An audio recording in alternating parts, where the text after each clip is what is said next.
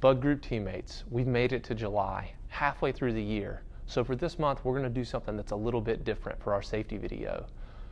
Using the feedback that you guys have given us, we're going to go through the 5 things that it takes for the Bug Group to honor our mission statement, which is to be a God-honoring company of excellence that safely delivers facility support solutions to meet all of our customer needs. So here we go.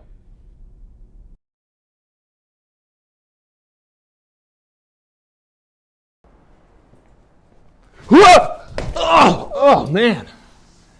Slipping and falling is one of the biggest problems that we have here at the Bug Group.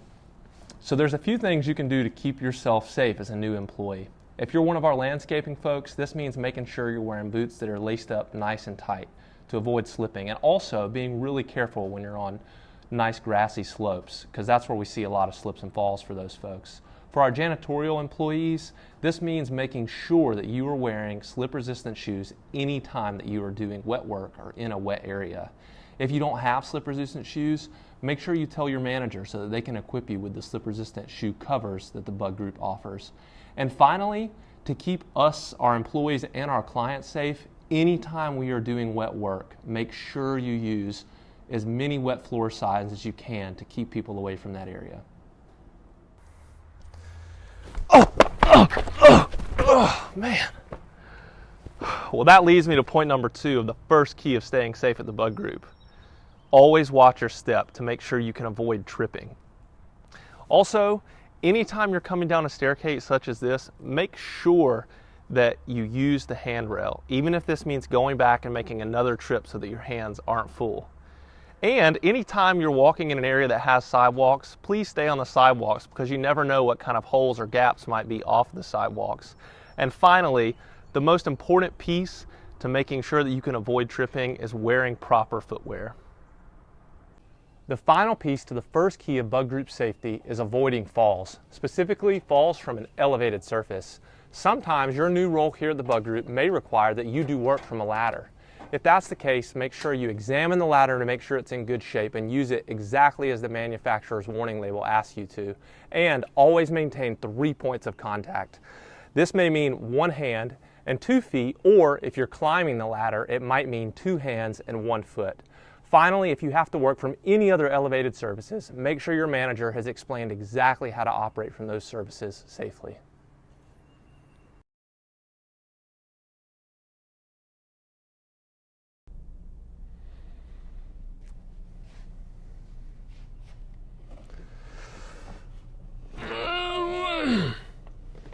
Whew.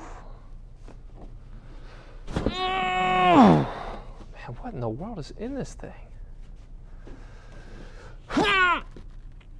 Uh-oh.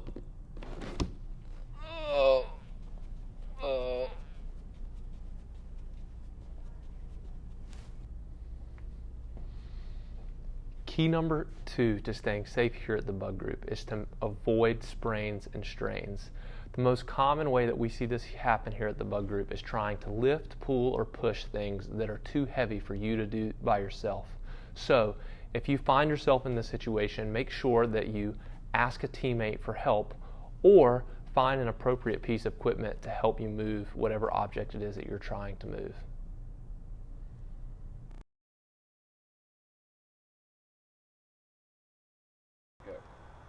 Another common injury that we see here at the Bug Group are cuts and lacerations, especially to the hands and fingers. And that leads us to key number 3 for you being safe here at the Bug Group: avoiding these types of injuries and accidents. One of the ways that we see this accident happen often is when our employees take their hands and put it in a moving area or an area with moving parts. For instance, on a mower like this, we always need to avoid putting our hands anywhere near the motor, especially while it's running. And this includes putting our hands underneath the deck of the mower as well while it is running. Anything that could be running might be really dangerous to our hands and fingers. For our janitorial folks, the same rule applies. If we're operating a piece of machinery that has moving parts, we need to keep our hands away from that area. If you notice that a guard is missing or something that should be keeping your hands protected, please notify your manager immediately so that they can get that replaced. And finally, if you're using a knife, make sure you always cut away from yourself and never cut towards yourself or towards another person. And one other key thing to keeping your hands and fingers safe is if you're doing a job that requires personal protective equipment such as gloves, make sure that you have that equipment on.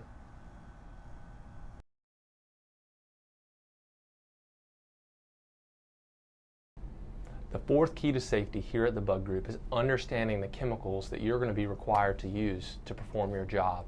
For the landscaping folks, this might be some type of weed deterrent or weed killer, and for the janitorial folks, this may be as simple as a cleaning chemical. But either way, it's really important to know what chemicals you're going to be using and how to use them safely.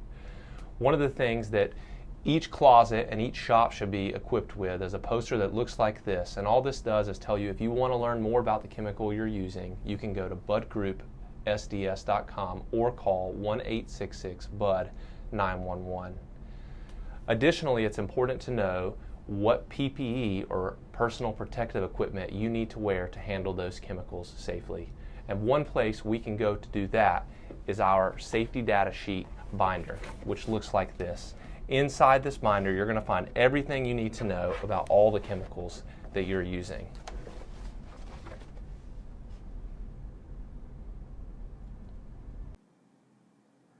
The safety data sheets, also known as the SDS, were created to inform us about the required precautions and safety measures that are required for specific chemicals and hazards.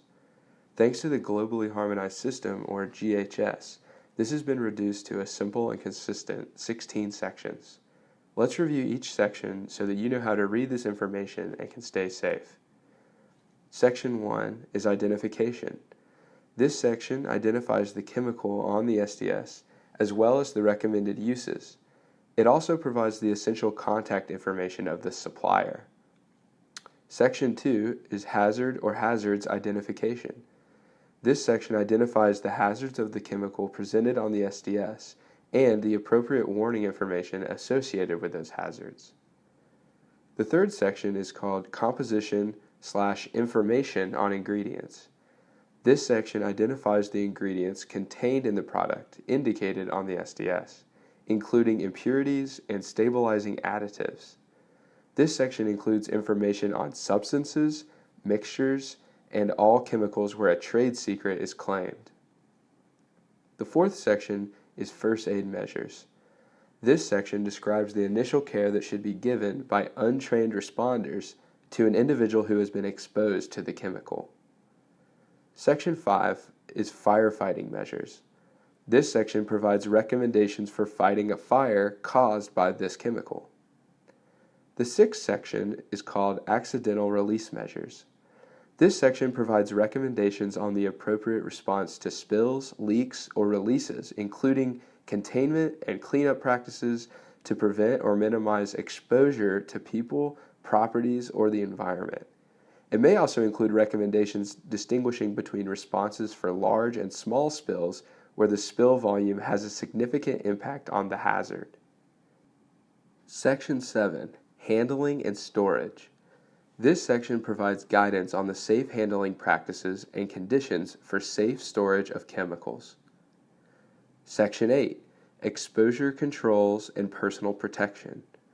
This section indicates the exposure limits, engineering controls, and personal protective measures that can be used to minimize worker exposure. Section 9, physical and chemical properties.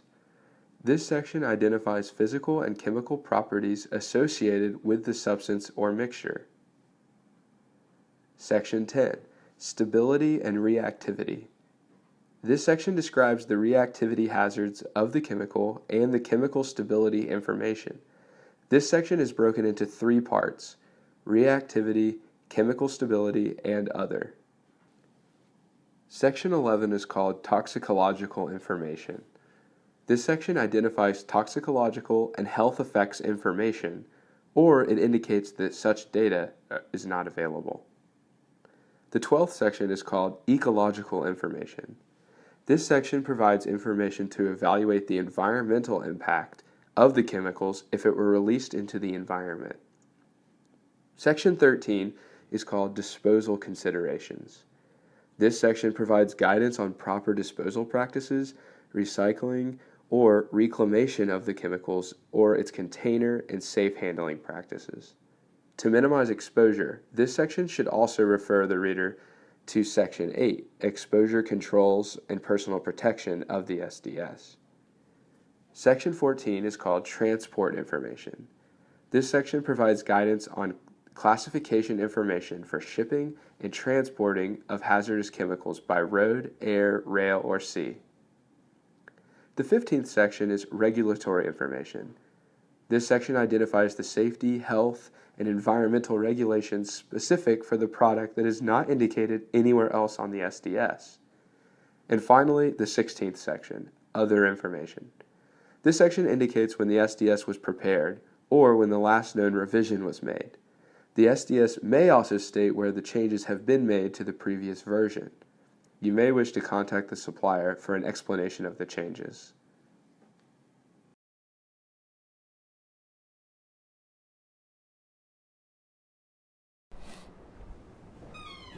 What in the world? Is that blood?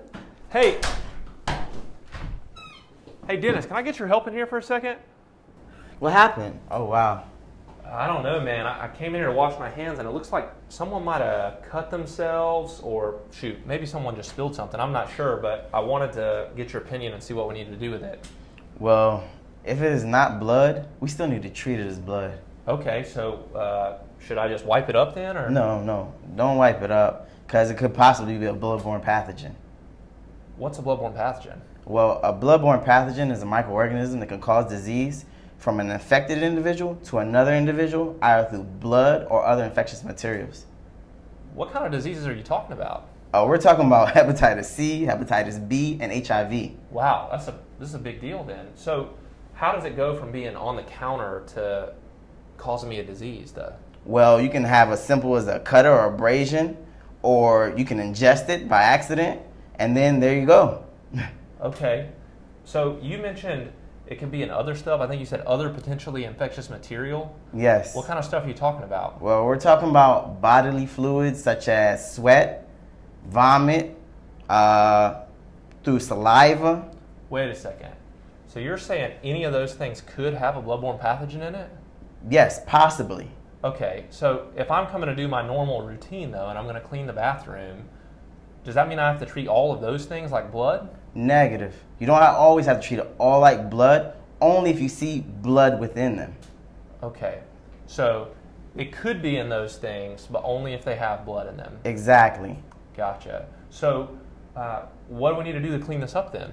Well, let me go grab my bloodborne pathogen kit, and then I'll show you how do we do it. All right, let's do it. All right. Tell you what, man, it sounds like there's a lot to this bloodborne pathogen thing. Almost definitely. So if I'm one of your employees and I want to find out some more information about this stuff, where can I go to find that? Well, there's two places you can go. So it's OSHA 1910 Book of Standards, and then the second place is Bud Group's Exposure Control Plan. Okay, that's right. Yeah, so if any employee has more questions, they can contact their manager, and they can either take them to the Book of Standards, Correct. which outlines what companies need to have to be in compliance, or they could take them to the exposure control plan that the Bud Group has, which is Bud Group specific, and it just talks about how the Bud Group communicates around a potential exposure. Exactly. So let's say one of your employees does get exposed. What happens? What should they do? They need to contact their manager immediately first, and then from there they'll contact MedCorps and go from there and go through the process of what the standard procedures would be. Okay, so they're following the normal accident procedure. Okay. Anything else you would recommend if they have been exposed? Yes. So immediately after contacting your manager, you would go flood that area for 30 seconds with warm water and soap, and just make sure you vigorously, not tearing at your skin, but vigorously with a little bit of pressure on that area, cleaning that surface. Gotcha. So we followed the accident procedure. Likely they're going to tell us we need to go to the hospital, and at the hospital, a medical professional is going to walk us through getting tested and seeing if we have been exposed to something, and then kind of walk us through that process. Yes. It sounds like you know a lot about these diseases and bloodborne pathogens. Could you tell me a little bit more about hepatitis B? Yeah, so hepatitis B is very nasty.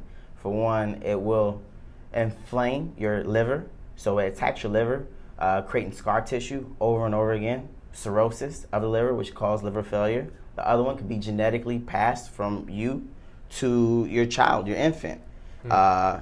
And that is 90% of the case your child will contract if you have hepatitis B. Okay, so I have heard that that is what we're most likely to be exposed to because so many people don't even know that they have hepatitis B. So is there anything that we can do to prevent ourselves from being exposed? Yes, so there's hepatitis B vaccination. So that's a series of shots over 3 stages that lasts about 3 to 6 months. Okay, so it takes 3 to 6 months to get the shots, and then the actual vaccination is good for at least 10 years. Correct. Okay, so what if I'm an employee and I want to get the hepatitis B vaccination? What do I need to do? Well, y'all in luck here because at Bud Group, we offer it for free for our employees. So when you're initially being hired, they give you this form to fill out whether you want to decline or accept the offer that we do give to our employees for a hepatitis B vaccination. That's right. And even if you've decided up front that you don't want it, or maybe you had it and you don't need it, but later down the road you think, I do want to go get it, it's still okay. Just contact your manager and they'll walk you through the process of getting that vaccination started. Almost definitely. Hopefully, if you use the tips and tricks that we've given you here today in this video, you'll be able to go through your time at the Bud Group without any accidents or injuries. However, sometimes accidents do happen. And if they do, it's important that you know how to report those. So the first thing that you need to do is let your supervisor know if you've been hurt on the job. And then you and your supervisor together will sit down and you'll call our 24/7 nurse hotline. And that nurse is going to walk you through what to do and the next steps it takes and whether or not you need to seek medical attention for your injury. And that number is very important. That number is 844-322-4668. And that nurse hotline is available 24/7. Thanks again for watching this video. We are so excited to have you on your team, and we are committed to keeping you safe while you work for the Bud Group.